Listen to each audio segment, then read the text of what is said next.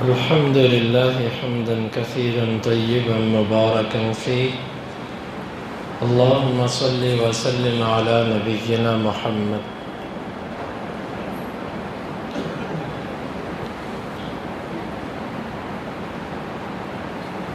رسول اللہ صلی اللہ علیہ وسلم کی زندگی ایک بہترین زندگی ہے. آپ اللہ تعالیٰ کی عبادت کو بھی پورا وقت دیتے تھے اور اپنے دنیاوی جو معاملات ہوتے تھے اس کو بھی پورا وقت دیتے تھے. ہمارے معاشرے کے اندر ہماری زندگیوں میں توازن نہیں ہے. ہم میں جو لوگ عبادت کی طرف لگتے ہیں وہ مطلب یہ سمجھتے ہیں کہ گھر کے کام کاج نہیں کرنے. سارا دن مسجد میں مثلاً بعض لوگ، میری مراد یعنی کہ بزرگ نہیں ہیں کیونکہ ان پر تو کوئی ذمہ داری نہیں ہوتی، عموماً ہم میں جو لوگ عبادت کی طرف جاتے ہیں وہ باقی دنیاوی معاملات اور گھر کے کاموں سے اپنے آپ کو آزاد سمجھتے ہیں، اور جو ہم میں سے دنیا کی طرف جاتا ہے وہ عبادت اور ان معاملات سے اپنے آپ کو بڑا دور رکھتا ہے. توازن، برابری، اعتدال ہماری زندگیوں میں نہیں ہے. ہم میں جو کاروباری آدمی ہے وہ صرف اتنا کر لیتا ہے جو دیندار ہے کہ وہ فرض نماز ادا کرتا ہے. اس سے زیادہ کچھ کرنے کو وہ اپنے اوپر بوجھ سمجھتا ہے. اور جو ہم میں دیندار آدمی ہے اس کے لیے خدمت کرنا، گھر کے کام کرنا، اس کو وہ نیکی نہیں سمجھتا. وہ کہتا ہے نیکی صرف اور صرف مسجد میں جا کے بیٹھنا، قرآن پڑھنا، ذکر اذکار کرنا نہیں. کسی رشتہ دار کی ضرورت پوری کرنا، کسی گلی محلے کے کام کاج کو کر دینا، کسی عزیز کے کام کو کرنا، وہ اس کو نیکی نہیں سمجھتا، وہ اس کو وقت کا ضیاع سمجھتا. جبکہ اللہ کے نبی صلی اللہ علیہ وسلم کی حدیث ہے، سلسلہ صحیحہ کے اندر شیخ البانی رحمہ اللہ سے لائے ہیں. آپ نے فرمایا کہ میں اگر کسی اپنے مسلمان بھائی کے کام کے لیے اس کے ساتھ چلوں، اس کی ضرورت پوری کر دوں، یہ مجھے زیادہ اچھا لگتا ہے اس بات سے کہ میں مسجد نبوی کے اندر 1 ماہ اعتکاف کروں. نیکی خالی یہ نہیں کہ صرف اور صرف مسجد میں بیٹھ کے عبادت کی جائے، بلکہ خدمت خلق ایک بہت بڑی نیکی ہے. تو بہرحال گھر کے کام ہو، بچوں کے کام ہو، اس کو نیکی سمجھنا ہے. یہ بوجھ نہیں ہے انسان پر. ماں باپ کہتے ہیں کہ بیٹا یہ چیز لا دو، یا بچے کہتے ہیں ابو جان ہم نے یہ چیز، یہ کام کرنا ہے، تو اکثر بڑے یا بچے یہ سمجھتے ہیں کہ یہ نیکی نہیں ہے. جب کسی عام مسلمان کی ضرورت پوری کرنے کے لیے آپ چلتے ہیں تو یہ بھی نیکی ہے. تو جب آپ اپنے بچوں کے کام کے لیے نکلتے ہیں یا اپنے ماں باپ کی کسی ضرورت کے لیے نکلتے ہیں تو یہ نیکی کیوں نہیں؟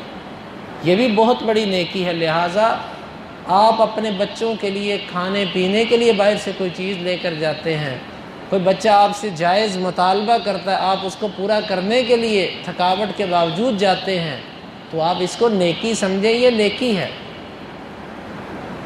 کچھ چیزیں ایسی ہوتی ہیں کہ وہ نیت کے ساتھ نیکی بنتی ہیں، اگر نیت نہ کی جائے وہ نیکی نہیں بنتی.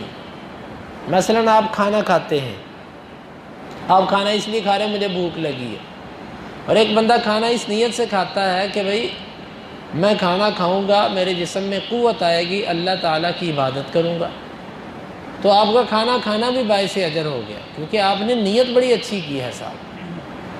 تو اسی طرح اگر آپ اپنے گھر کے کام کاج کرتے ہیں اور اس پر آپ نیت یہ کر لیتے ہیں کہ اللہ مجھے اس پر اجر دے گا، تو یہ نیکی ہے، آپ کو اس پر اجر ملے گا. کوئی دوست آپ کو فون کر کے کہتا ہے یار یہ میرا کام کروا دو، آپ کہتے ہو یار تعلق ہے، مصیبت ہی ہے، اس نے اب میرے اوپر ڈال دیا، اب کرنا ہی پڑے گا. آپ نے خدمت بھی کی اور نیکی کر کے آپ نے اجر نہیں لیا. لیکن اگر آپ نیت ساتھ یہ کرتے ہیں کہ یار کوئی بات نہیں، میں اس کی خدمت کر دیتا ہوں، اللہ تعالیٰ مجھے اس پر اجر عطا کرے گا، تو خدمت تو آپ نے کی، لیکن اس کے ساتھ ساتھ آپ نے نیکی بھی لے لی۔ تو ہماری زندگی میں توازن نہیں ہے۔ ہم کام کاج بھی جو کرتے ہیں وہ اس لیے کرتے ہیں پیسہ کمائیں۔ اگر ہم یہ نیت کریں کہ جائز روزی کمانا، حلال روزی کمانا، اپنے بچوں کے لیے کوشش کرنا، تو یہ نیت کے ساتھ یہ ہمارا کاروبار بھی ایک نیکی ہے۔ لیکن توازن اس لیے نہیں ہے کہ ہم عبادت کو وقت نہیں دیتے۔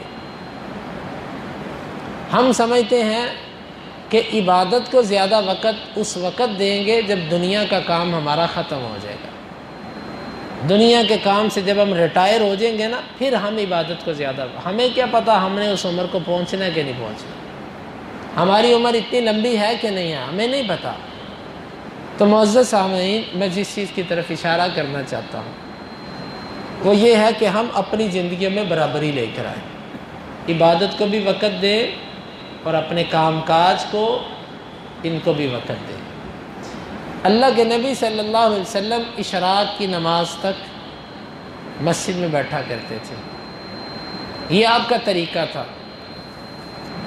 جامع ترمذی کی جو روایت ہے جس پہ آپ نے فرمایا کہ ایک حج اور عمرے کا پورا اجر ملتا ہے، اس کو بعض بلکہ بہت سارے محدثین اس کو ضعیف کہتے ہیں۔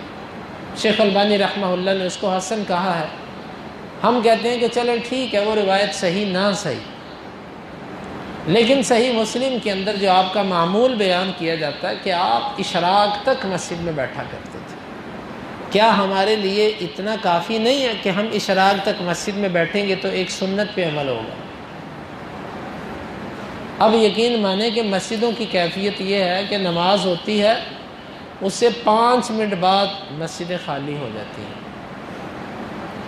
توازن نہیں ہے ہماری زندگی میں، برابری نہیں ہے۔ اللہ کے بندو، جس طرح کاروبار کو وقت دینا ہم اپنی دنیا کی ضرورت سمجھتے ہیں نا، عبادت کو وقت دینا ہماری دنیا اور دین دونوں کی ضرورت ہے۔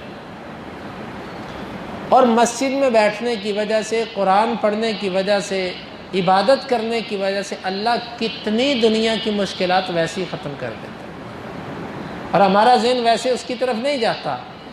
ہم ہر وقت اس چیز میں رہتے ہیں، وقت نہیں ہے، وقت نہیں ہے، وقت نہیں ہے۔ ہم کون سے وقت کا انتظار کر رہے ہیں؟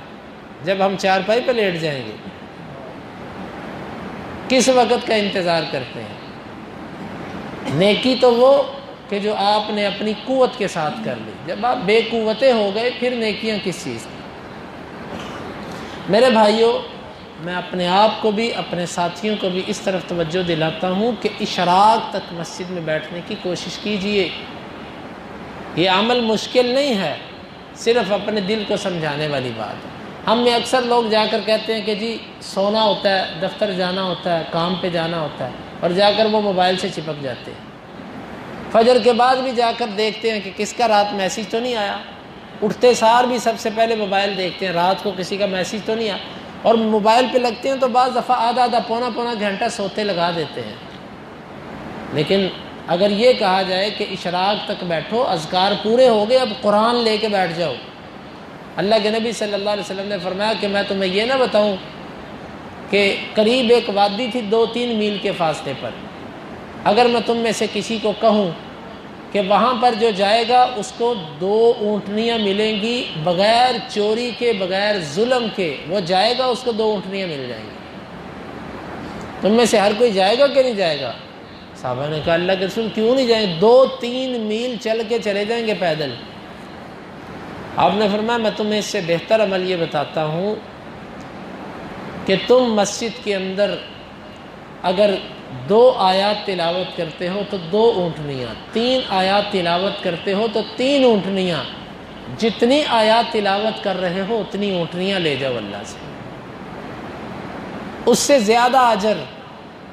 اونٹنی کا اجر کیا ہے؟ تو ہم جب مسجد آتے ہیں تو ہم کیوں اپنے آپ کو اس چیز کا عادی نہیں بناتے کہ ہم یہاں پر اپنے نفس کو تھوڑا سا سخت کریں، اس کے اوپر سختی کریں کہ نہیں بھائی قرآن پڑھنا ہی اشراق تک۔ واللہ ایک جو قرآن سے ہماری ایک تعلق ٹوٹ چکا ہے نا، اللہ کرے ہمارا یہ تعلق دوبارہ بحال ہو جائے۔ اب مسجدوں کے اندر وہ کیفیت نہیں، پہلے مسجدیں اشراق تک عموماً لوگ اس میں بیٹھا کرتے تھے، اس وقت لیمپ جلایا کرتے تھے، لالٹین ہوتی تھی اور بلب ہوتے تھے۔ اب تو روشنیاں بہت ہو چکی ہیں، لیکن ہم قرآن کے لیے مسجد میں نہیں بیٹھتے، اشراق تک وقت نہیں دیتے۔ ہر بندے نے کوئی نہ کوئی کام اپنے ذہن پہ رکھا ہوا ہے، کسی کا کاروبار ہے فجر کے فوراً بعد، اور کسی کی نیند ہے فجر کے فوراً بعد۔ میرے بھائیو، وَمَن يَتَّقِ اللَّهَ يَجْعَل لَّهُ مَخْرَجًا، آپ اللہ کے لیے وقت نکالیں، اللہ تعالیٰ آپ کے لیے مشکلات سے نکلنے کا وقت نکالے گا۔ اللہ سے ڈریے، اللہ کا تقوی اختیار کیجئے، اللہ آپ کے لیے مشکلات سے نکلنے کا راستہ بنائے گا۔ اور اللہ تعالیٰ کہتا ہے کہ یا ابن آدم تفرغ لعبادتی، آدم کے بیٹے تو میری عبادت کے لیے تھوڑا سا وقت نکال تو میں تیرے سینے کو غنی کر دوں گا، تیری فقیری کو ختم کر دوں گا۔ تو ہمیں چاہیے کہ ہم اپنی زندگیوں کے اندر توازن لے کر آئیں، گھر کے کام کاج کو بھی اپنے اوپر بوجھ نہ سمجھیں، یہ بھی نیکی ہے۔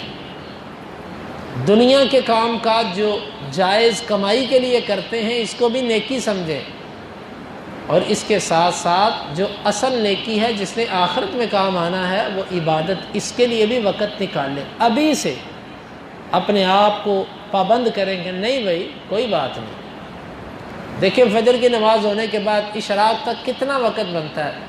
ہمارا تقریباً صرف آدھا گھنٹہ بنتا ہے۔ نماز ہوتی ہے، نماز کے بعد کوئی 10 منٹ کا درس ہو جاتا ہے، ابھی تقریباً 4:30 ہو چکے ہیں، 5:02 پہ یا 3 منٹ پہ سورج نکلے گا۔ آپ کو بہت جلدی ہے، کوئی بات نہیں، آپ اشراق کی نماز گھر جا کے پڑھ لیں، لیکن کم از کم اشراق کے وقت تک بیٹھنا تو شروع کریں، پھر آہستہ آہستہ اللہ تعالیٰ آپ کو مزید دل میں ڈالے گا، آپ پھر اشراق بھی پڑھ کے جائیے۔ لیکن اپنے آپ کو ہم عادت ڈالیں کہ میں نے اذکار پورے کرنے کے بعد روزانہ 1 پارہ قرآن مجید کا تلاوت کرنا ہے یا آدھا پارہ تلاوت کرنا، تاکہ میرا قرآن مجید کم از کم 1 ماہ کے اندر مکمل ہو جائے۔ اللہ رب العالمین سے دعا ہے اللہ تعالی ہمیں ان باتوں کو سمجھنے کی اور عمل کی توفیق عطا فرمائے۔ اللہم انفعنا بما علمتنا وعلمنا ما ينفعنا وزدنا علما وآخر دعوانا ان الحمد للہ۔